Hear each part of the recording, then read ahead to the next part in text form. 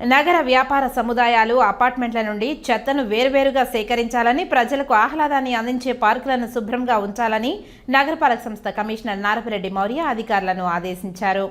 నగరంలో అభివృద్ధి పనులు, ఇంటింటి చెత్త సేకరణ, పన్నుల వసూళ్లు తదితర అంశాలపై అధికారులతో సోమవారం కమిషనర్ సమావేశం నిర్వహించారు.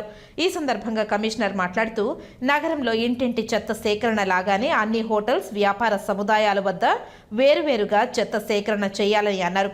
వేరు చేసి చెత్తను అందరూ నగరపాలక సంస్థ సిబ్బందికి అందించేలా చూడాలని అన్నారు. నగర ప్రజలకు ఆహ్లాదాన్ని అందిస్తున్న పార్కులను శుభ్రంగా ఉంచాలని అన్నారు.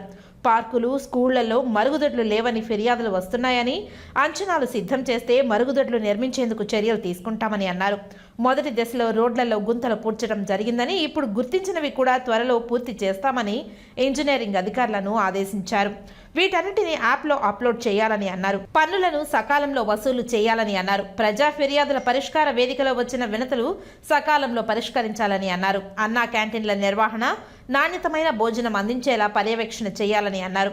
అన్ని సక్రమంగా ఉండి పరిశీలించి టీడీఆర్ బాండ్లు తయారీకి చర్యలు చేపట్టాలని అధికారులను ఆదేశించారు.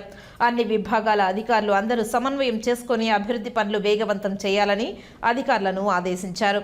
ఈ సమావేశంలో అదనపు commissioner Charan Tej Reddy, deputy commissioner Amarayya, municipal health officer doctor యువ అన్వేష్ రెడ్డి, శానిటరీ సూపర్వైజర్లు తదితరులు పాల్గొన్నారు.